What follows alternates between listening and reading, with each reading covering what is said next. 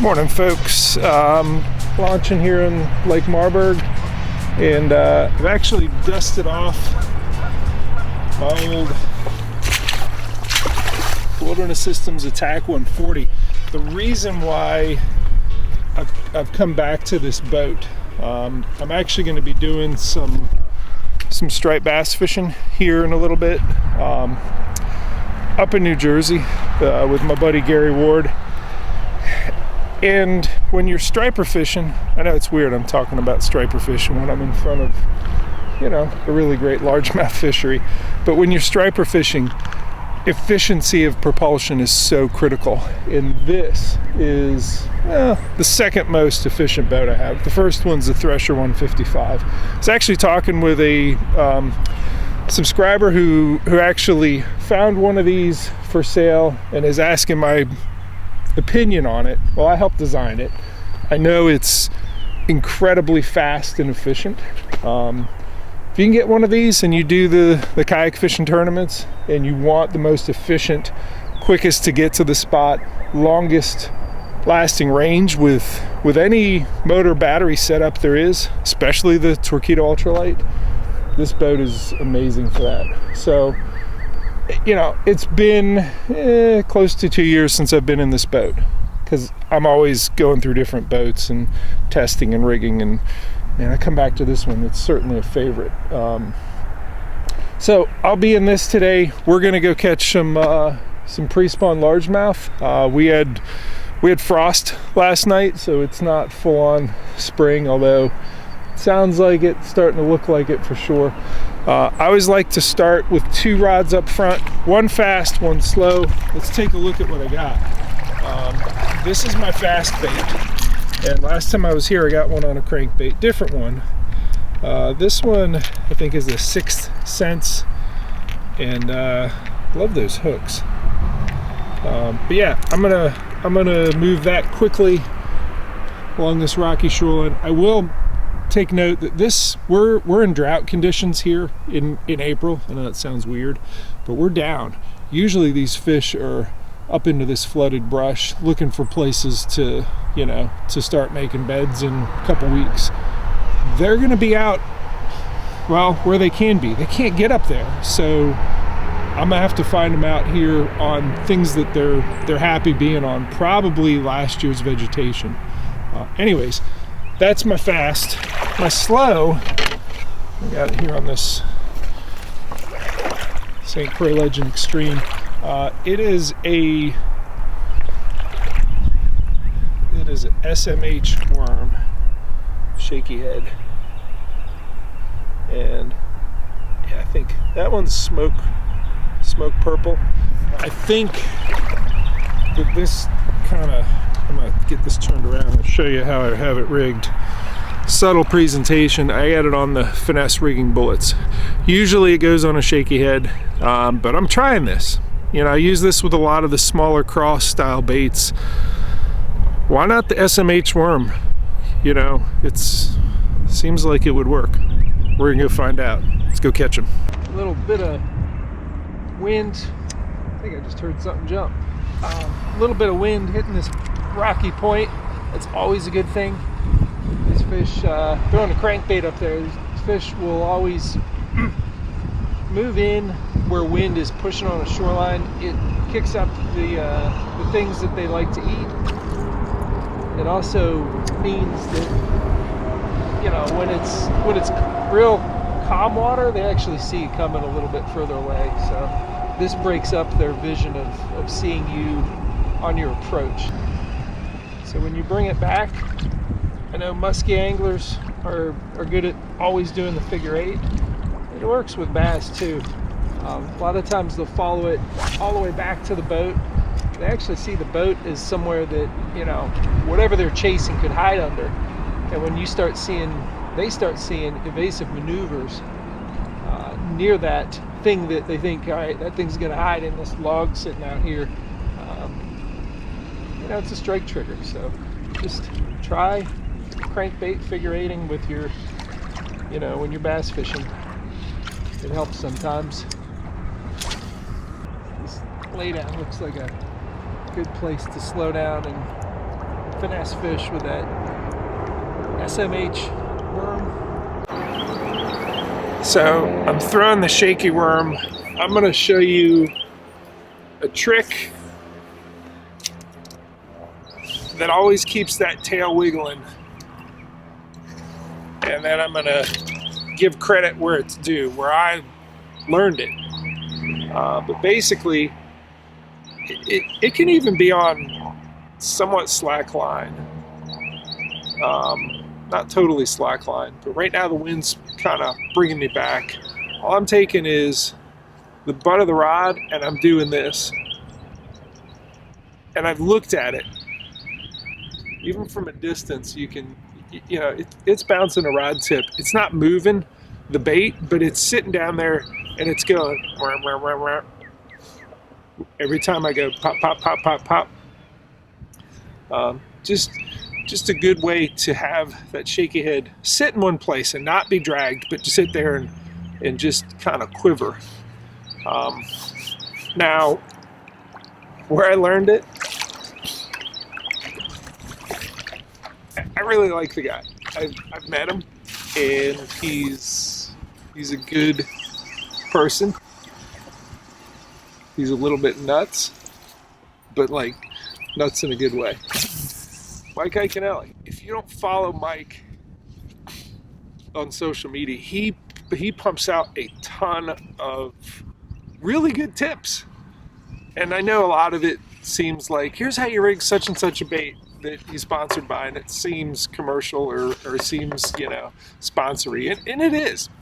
But I don't think he's using anything that he thinks doesn't work, or it doesn't work for him.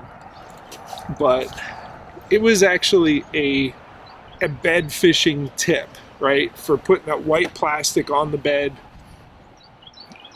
I'm not going to get into the politics of bed fishing. I'm actually not on the Susquehanna right now because I think they're popping right now. I think these fish are about 2 weeks out.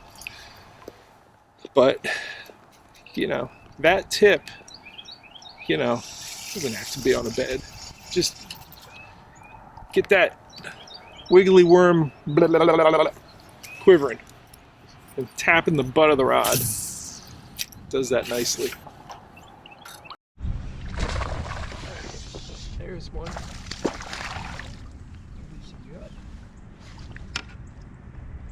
Yep.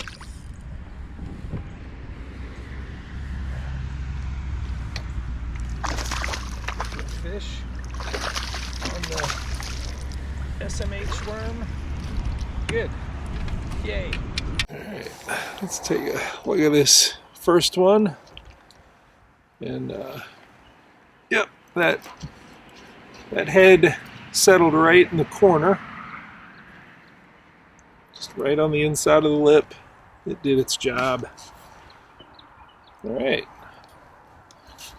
That's a good start. I did stop with the crankbait. Fishing fast just was not getting it done for me. So, you know, you start with one fast and one slow.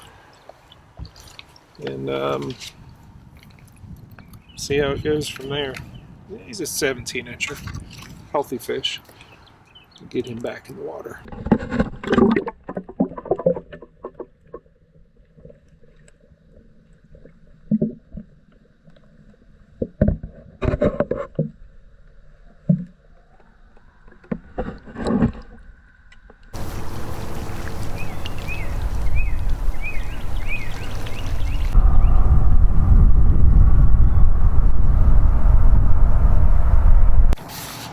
So I want to show you something I just caught with my net.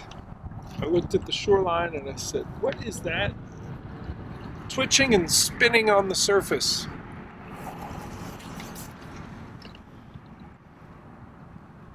What do we got here? Well, this is a very fat, probably full of eggs, white perch. But it was like absolutely just not able to dive because it's so, I think, full of eggs. I'll go ahead and throw it back in. Hopefully, yep, it's still trying to dive, but it can't. You know, it gives me food for thought on what Oh my God, I just looked at the deck. There's like white goo all over where I laid that net earlier with that fish in it. It's got me thinking about this. This rate of fall is so slow. I think I want to head back to the back of the cove where there's some vegetation, and that's going to imitate that. Too fat and full of eggs to dive, easy meal, just laying there. I mean, this one will fall slowly, super, super slowly. But I don't know, match the hatch, or match the motion of something that's happening right now, which I think is the very early stages of the white perch spawning. So some Elastec products have salt in them, palmetto bugs, zinkers, and yes, the SMH worm. If you want one part or the other of the Elastec to be more buoyant, which I do, I want the tail to be the most buoyant, just the very tip of it. All I'm doing is pulling on it and knocking some of the salt out. What that's going to do is the very tip of it is really going to want to get back to its pure Elastec, super buoyant nature. You knock at salt, and salt makes it sink or get closer to neutral buoyancy. Most of this bait, is neutrally buoyant, but I want that tail up. So I also just put a little bit of liquid mayhem in there. All right, the wind is really picking up, so I'm holstering this SMH worm. I like the profile and presentation. I just don't feel like I'm having any sort of connection to feeling with all this wind, and I'm casting across it, sometimes into deeper water. I need heavier weight, maybe shorter cast. That's tough though with this clear water. I don't want to do short cast, so I'm going to go heavier weight. And I think I'm going to do a tungsten bullet weight. I may actually increase the profile from this SMH worm, which is fairly thin and subtle, to a mag fatties. So heavier weight, thicker worm, but same, tail up kind of wiggling presentation, because that already got big. We're just making smaller adjustments to the same presentation. So the way I'm rigging it is just pegged Texas, and I got a grip pin EWG right there, same hook I use for almost everything, and I got the little clacker disc there, and then the weight, tungsten, I think it's 3/8. It's a considerable amount of weight. I'm going to do the same thing with the tail, knock some of that salt out of there, just give it a little bit different action. And I told you that wind was going. I might go back to the truck and grab my rain jacket as a windbreaker, but I'll add some scent to that. And see, if I don't have a better shot at detecting the bites, I have a feeling that I'm getting bites with the, with that finesse rigging bullets that's super light, and I feel like I'm missing them. I feel like it's happening. They're down there mouthing it, and the wind is so much that I don't know what's happening. I think I'll know this time. 3/8 ounce tungsten. Yep. I'll feel a lot more of what is happening down there. This one feels good. Oh yeah, it is. That's a good fish.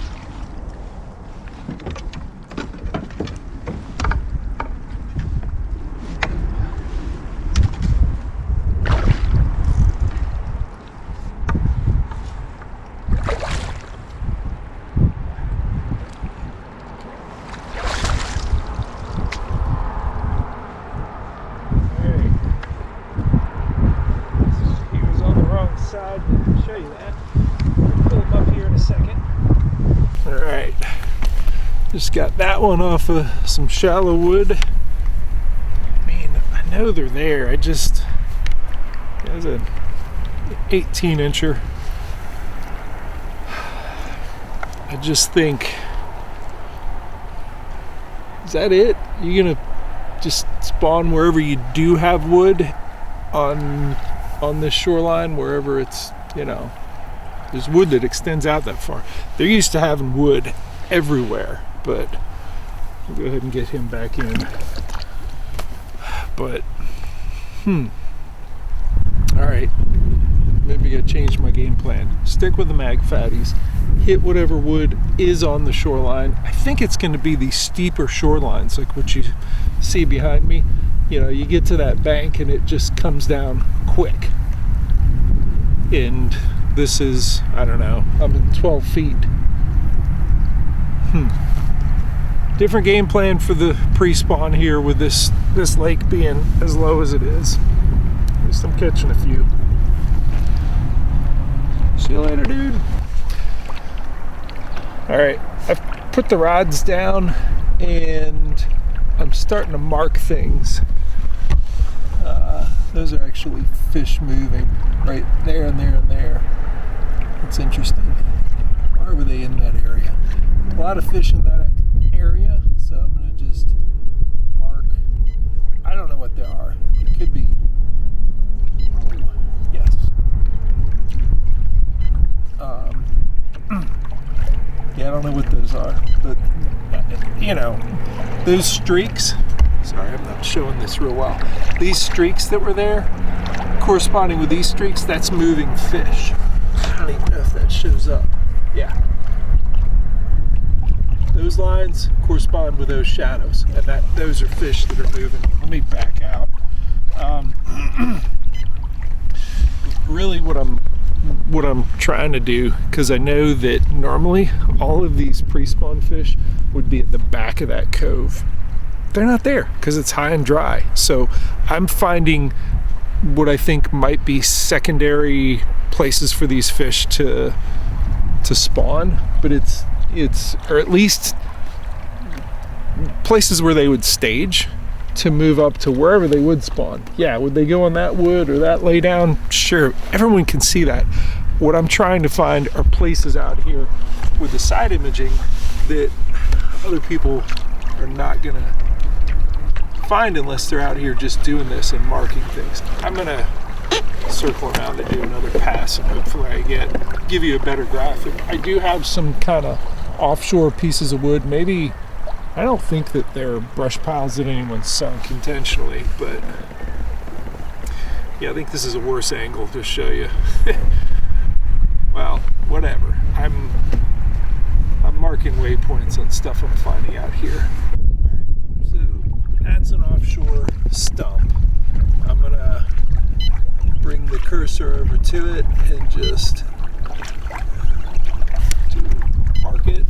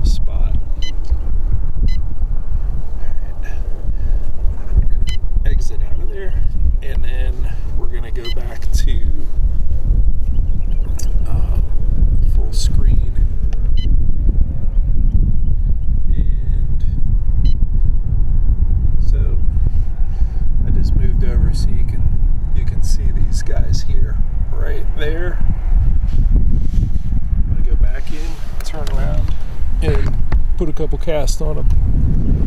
That's the process. Very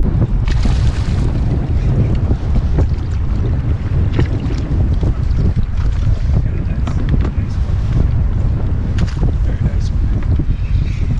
Came out into deeper water.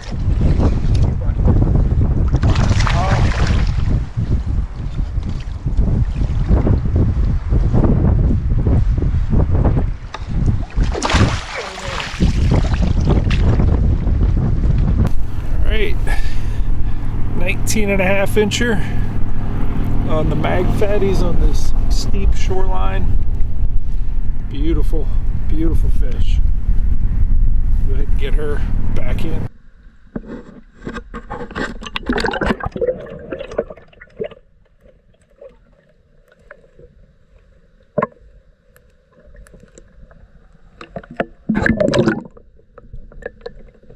So I've pulled up into a shallower area towards the back of this cove, and I came back to the SMH worm with that lighter Finesse rigging bullets.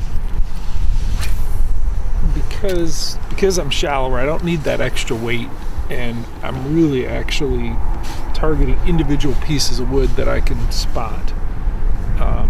It's just less snaggy. I don't need the weight that I had out there in deeper water and more wind. There's a little bit less wind back here, and the most weightless obviously is the Senko. And is that one?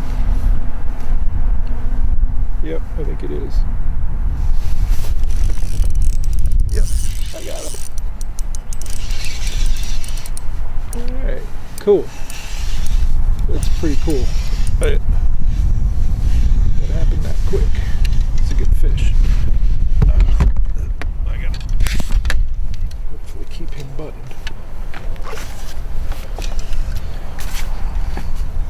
So yeah, they are shallow. And this is a big boy. Hello, big boy. Got him. Okay. So as you come shallower, you just don't need as much weight. So felt him. He was just barely hooked. Just pop, pop, pop. He was on there. Let's get a measurement and get him back in.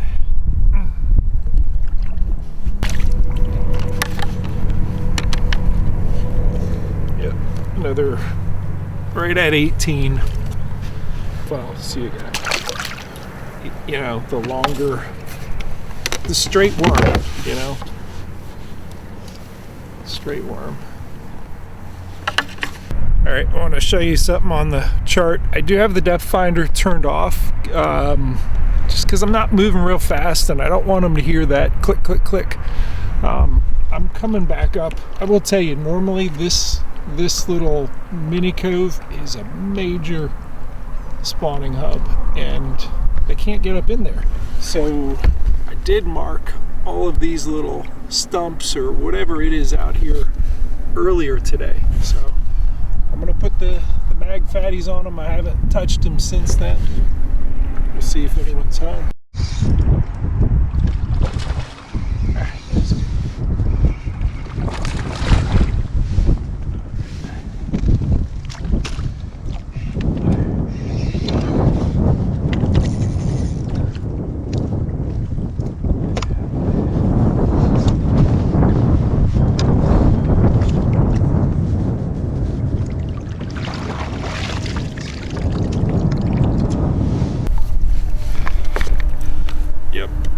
Like the stumps I marked earlier. I will tell you, those same stumps in this pre-spawn staging capacity are going to be the same stumps that they go right back to when they're done spawning. You know, they're in 12 feet of water. They're, you know, they're coming out of that major spawning hub.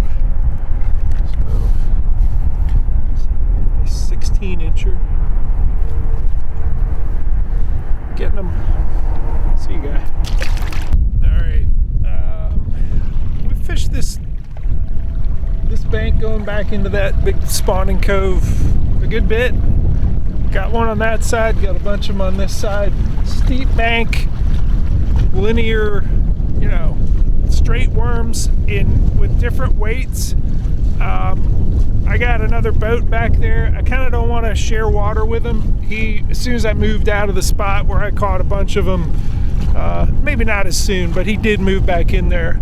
I'm gonna let him have it. I know there's a lot of fish there. What I'm more curious is, hey, can I take this to other parts of the lake and replicate it? Is this a replicatable pattern? And I do have some steep banks up here with, I think, with some wood. I'm gonna zoom up here and try it. I know it's not, you know, the back of the cove, and if it doesn't work here, we're gonna jump to another back of a cove and see if we can find a steep bank with a similar, you know, similar set of wood stumps as you move into that shallow area that they really can't get to because of the drought conditions.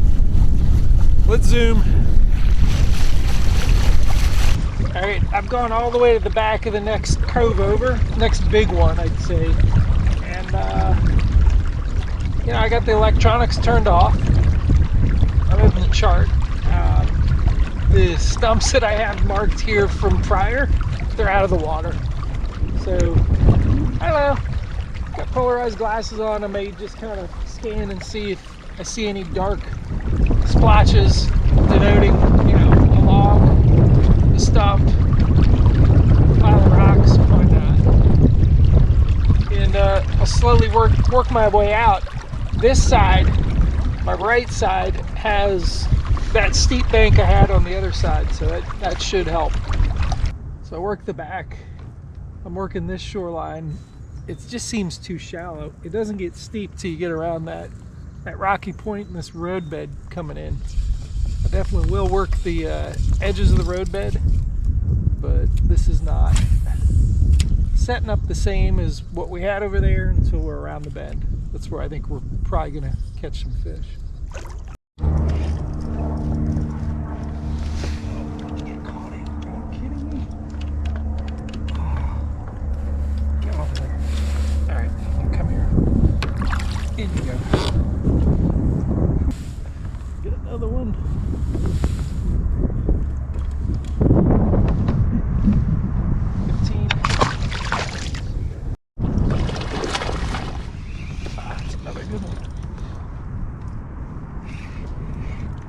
To jump.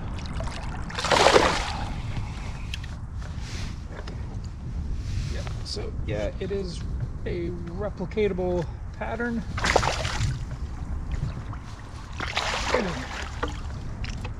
Very cool. Yeah, the Mag Fatties is continuing to get it done. Sometimes with an SMH worm thrown in.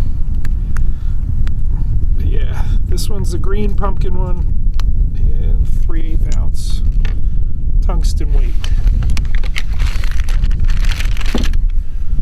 Let's get this wet.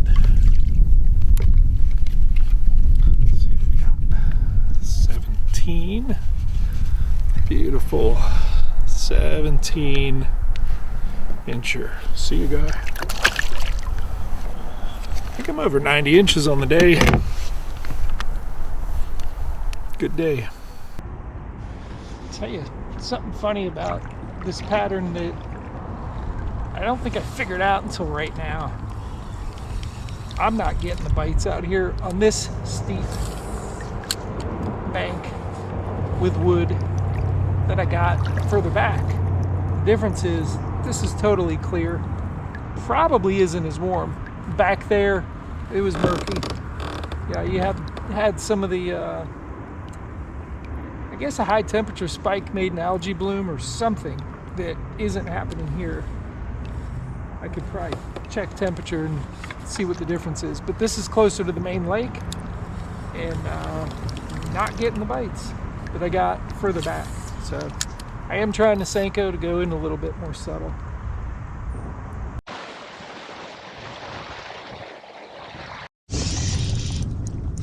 All right, have this little mini cove. Oh, fishy. Well, I thought I'd check out. Looks like it had some wood, and yeah, one nice fish in there.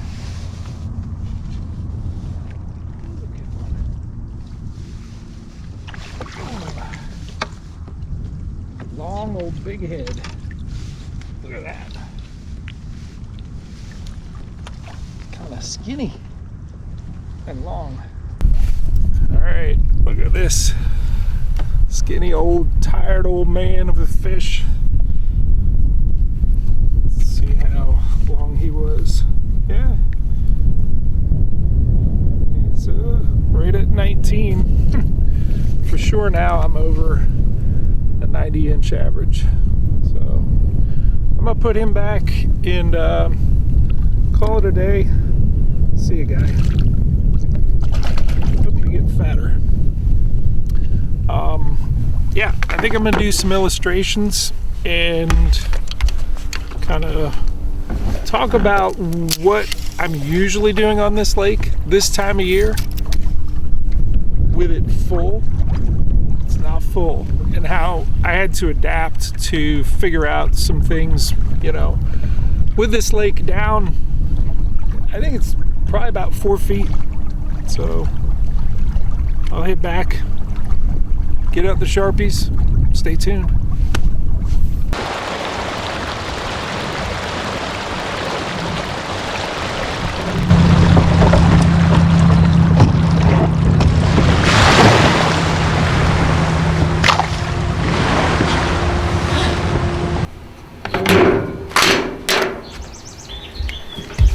All right, it's next day, nice day out, nice spring day.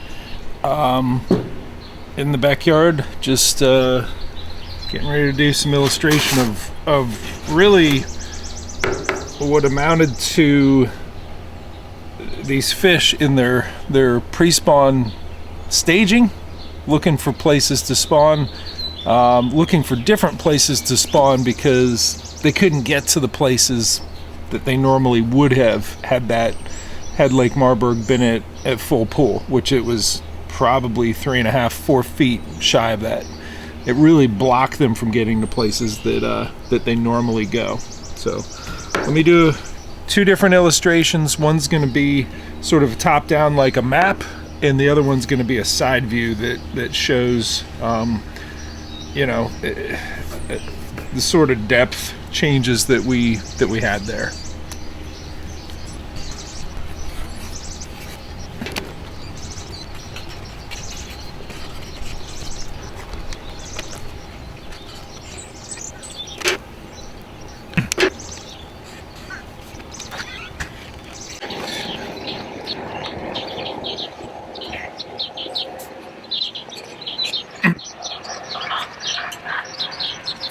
All right, let's zoom in on this a little bit, and what I'm going to show you is this was the first cove I was at, and really the black line is the normal, you know, the creek coming in. This is the cove. The black line is the normal shoreline, and all this green stuff is all the shoreline little you know, bushes and trees and stuff that create shade and cover. Cover from what, you might ask? There's a lot of ospreys, eagles, herons, all sorts of things that when these fish pull up into 2 feet of water or less, they're vulnerable. So they have protection on these little islands and these shoreline overhanging trees and wood, generally wood along the bank. I have some bigger pieces of wood marked here with these purple lines. These are our laydowns, and they go along this steeper bank.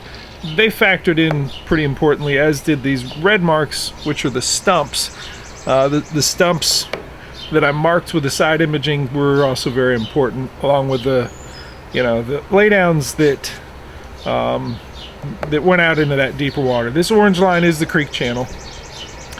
And the creek channel was on this steeper bank. You look up here and you can see if you're climbing up that, it's an effort. Whereas this side had a more of a shallow taper as you approach the water. This pink was the just the old road bed. I really didn't see much in this area. That I just didn't see fish, and I didn't catch fish. And I think it's because they're worried, you know, being out in this 2 foot deep water, even if there were, you know, a couple couple stumps or something that they would back up against and spawn, I don't think they want to be there because of the vulnerability. What they want is quick access to deeper water. Now, in a normal year, they're all up in this stuff. They're all on these laydowns and overhanging branches, this island, and you know, they just flood into this whole area. But it was high and dry. The blue line is the new shoreline. So with it being 4 foot down, you know, they couldn't get to this. This was not in play. You know, this was dry and dry and dry all the way around. This was dry too. So with all of that blocked, they had to find secondary places to go to spawn, and they want wood, they want stumps, they want something that, I'm gonna do a side image, but you know, or a side view of here's a stump, right?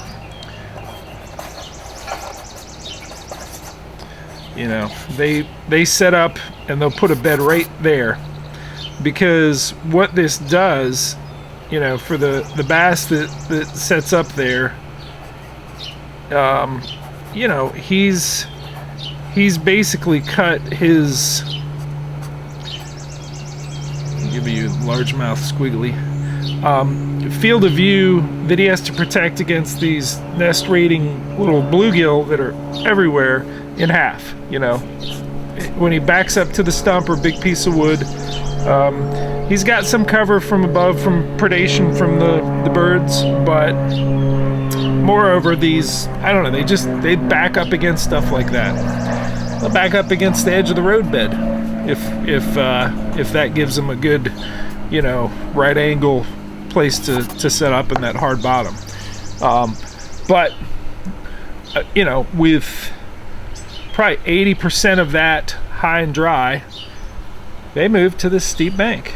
Why? Getting close to that deeper water. Moreover, just that there was prevalence of some stumps and wood that was in water. That was this sort of scenario.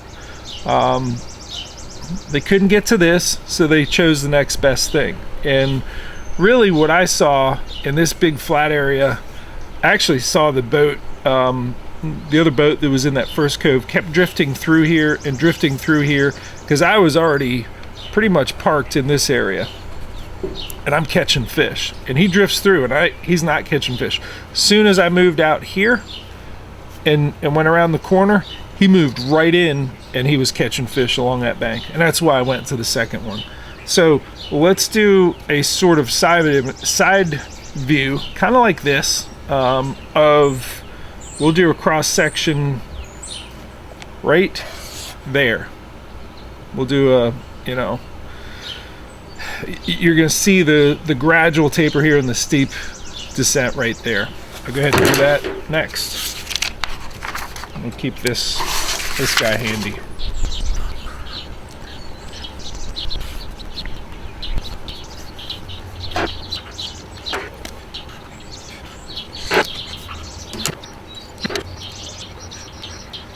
Yeah, I think that's about it. So this is our normal full pool, and normally you have this overhanging vegetation. We got it over here too, but with this lay down on the shallow taper side, out of the water, those overhanging branches and the places that they want to get up in here and spawn. And a couple stumps there that are actually still in the water. This right here shows what the water level was, and this shows full pool, right? Again, it's this sideways cut. So on this side, it's a lot of, you know, 2 foot deep water. And you get out here, maybe it gets to like 5 foot, and we got you know, 9 or 10 foot here. On this side, you know, you still have some laydowns reaching down into the water, a couple stumps that I marked. That's where I caught fish, because that's what was left. They couldn't go here. They can't go up here because it's dry. There's a little bit there, and really where it was on this steep bank.